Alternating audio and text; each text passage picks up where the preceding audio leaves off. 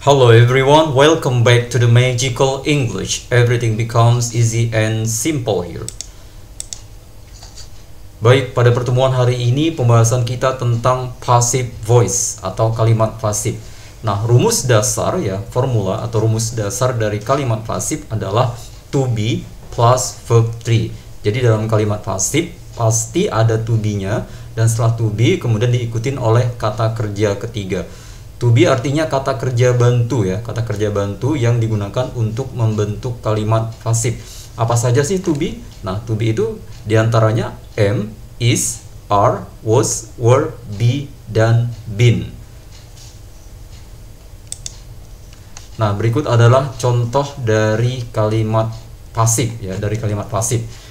Nah, yang sebelah kiri, yang bagian sebelah kiri ini adalah kalimat aktif. Kemudian kita akan rubah kalimat aktif yang di sebelah kiri ini menjadi kalimat pasif. Ini kalimat aktifnya dan ini kalimat pasifnya. Oke. We start from number 1. He drinks tea. Dia minum teh. Perhatikan ya, jadi kalimat aktifnya he drinks tea. Dia minum teh. Nah, kalimat ini jika dirubah menjadi kalimat pasif menjadi tea is drunk by him. Tea is drunk by him. Teh diminum olehnya. Nah, dari contoh ini kita bisa lihat cara merubah kalimat aktif menjadi pasif adalah pertama, objek pada kalimat aktif itu menjadi subjek ya, menjadi subjek pada kalimat pasif. Nah, kemudian kita masukkan to be-nya. Di sini to be-nya is. Kok to be-nya is sih, bukan was, bukan were, bukan yang lainnya? Karena di sini tensesnya simple present. Pertama tensesnya simple present, kemudian subjeknya T ya, T. Jadi singular, tunggal. Oke, jadi he drinks tea menjadi tea is drunk. Nah, drunk ini adalah kata kerja bentuk ketiga past participle dari drink. Jadi sesuai ya. Tadi seperti yang dijelaskan di awal, kalimat pasif rumusnya adalah subjek. Subjeknya mana? T, kemudian to be-nya is, kemudian kata kerja ketiganya adalah drunk. Tea is drunk by him. Teh diminum olehnya. Oke, jelas ya. Nah, sekarang kita lanjut ke yang kedua. Yang kedua kalimat aktifnya he drank tea, simple past ya. He drank tea, dia minum teh. Nah, kemudian pasifnya menjadi tea was drunk by him. Nah, dari sini kita bisa ambil kesimpulan ya.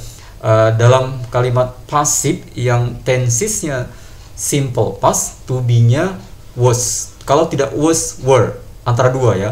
Pasti to be-nya kalau tidak was, were. Kenapa di sini t? Kenapa di sini Kenapa di sini to be-nya was bukan were? Karena subjeknya singular t ya. Tidak bisa dihitung ya. Termasuk kata benda yang tidak bisa dihitung, to be-nya was. Kenapa was? Karena tensesnya ya itu adalah simple past. Oke, kemudian kita lanjut ke kalimat yang ketiga. He is drinking tea. Dia sedang minum teh. He is drinking tea. Nah, kalimat pasifnya menjadi tea is being drunk by him. Tea is being drunk by him. Nah, ada pengecualian ya. Ketika tensesnya present continuous atau present progressive, nah itu setelah to be ya, setelah to be is, am, are, atau was, atau were, itu ditambahkan being ya. Ini khusus untuk yang present continuous. Jadi dia sedang minum teh. Kalimat pasifnya menjadi teh sedang diminum olehnya. Nah, sekarang kita lanjut ke yang nomor 4. He has drunk tea. Ini present perfect. He has drunk tea. Dia telah minum teh. Kalimat pasifnya menjadi tea has been drunk by him. T-nya ini adalah subjek ya, has been drunk by him. Been-nya ini adalah to be, kemudian drunk-nya kata kerja ketiga. Jadi teh telah diminum olehnya. Jadi karena di sini menggunakan has, dalam kalimat pasifnya tetap ya menggunakan has. Kemudian masukkan to be-nya. Nah, to be dalam kalimat pasif yang tensesnya present perfect itu adalah been ya. Jadi setelah has itu pasti to be-nya been. Jadi tea has been drunk by him. Kemudian kita lanjut ke yang nomor 5. He will drink tea. Dia akan minum teh. Nah, kalimat pasifnya tea will be drunk by him. Nah, kita bisa ambil kesimpulan ya, dalam kalimat simple future ya, yang dirubah ke kalimat pasif, to be-nya adalah be. Jadi will be, tidak ada will is, tidak ada will are, tidak ada will was, yang ada will be ya. Pasti to be yang mengikuti will itu adalah be. Jadi tea will be drunk by him. Teh akan diminum olehnya. Kemudian kita lanjut, he writes letter. Dia menulis surat-surat. Nah, letters ya, karena dia banyak maka di sini to be-nya are. Letters are written by him. Kemudian he teaches me, dia mengajarin saya. Nah, I'm touched by him menjadi I'm touched by him. Kenapa M? Karena di sini subjeknya I'm touched by him. Saya diajar olehnya. Tensesnya simple present, makanya to be-nya M. He wrote letters. Dia menulis surat-surat. Letters were written by him. Surat-surat ditulis olehnya. Kenapa were? Karena di sini subjeknya lebih dari satu ya, plural. Kemudian tensesnya simple past. Kemudian kita lanjut yang nomor 9, he is going to drink tea. Ini simple future yang menggunakan going to. Dia akan minum teh. Nah, kalimat pasifnya menjadi tea is going, tetap going-nya tidak dihilangkan. Tea is going to be. Tea is going to be drunk by him. Teh akan diminum olehnya. Oke, jadi jelas ya, pasti dalam kalimat pasif itu ada to be-nya. To be-nya bisa saja is, bisa saja am, are, was, were, been, tergantung subjeknya ya, subjeknya apakah singular atau plural.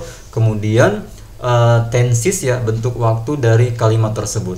Nah, di sini ada catatan, by jika diikutin oleh pronoun itu bentuknya pasti yang objek ya. Jadi by me, tidak ada by I, tidak ada by I ya, yang ada by me, by you, by us, by them, by her, by him atau by it. Ya, di sini kita lihat contoh ya, by him ya, semuanya menggunakan him ya, bentuk. Jadi diulang, by itu pasti diikutin, jika dia diikutin oleh pronoun kata ganti, pasti yang diikutin adalah pronoun sebagai objek.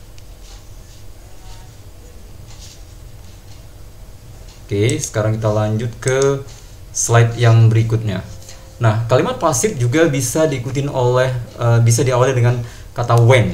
Contohnya ya, when was the Golden Bridge built? Kapankah jembatan tersebut dibangun?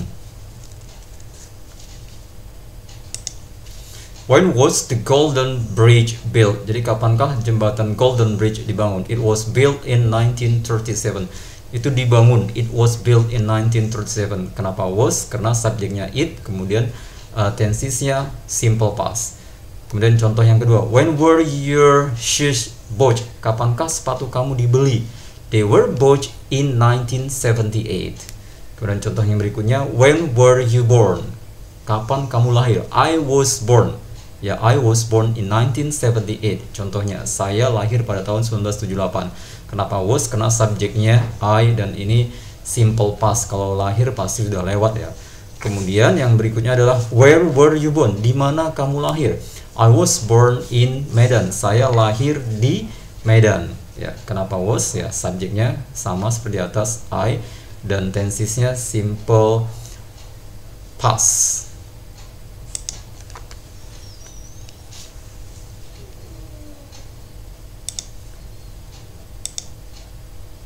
Oke, di sini ada tiga soal ya, 1, 2, 3. Silahkan jawabannya ditulis di kolom komentar ya. Jadi tidak termasuk dalam tugas, tulis saja jawabannya. Yang mau jawab ini silahkan, cukup tuliskan di kolom komentar. Nomor 1 apakah A, B atau C, nomor 2 jawabannya apa, nomor 3 jawabannya yang mana.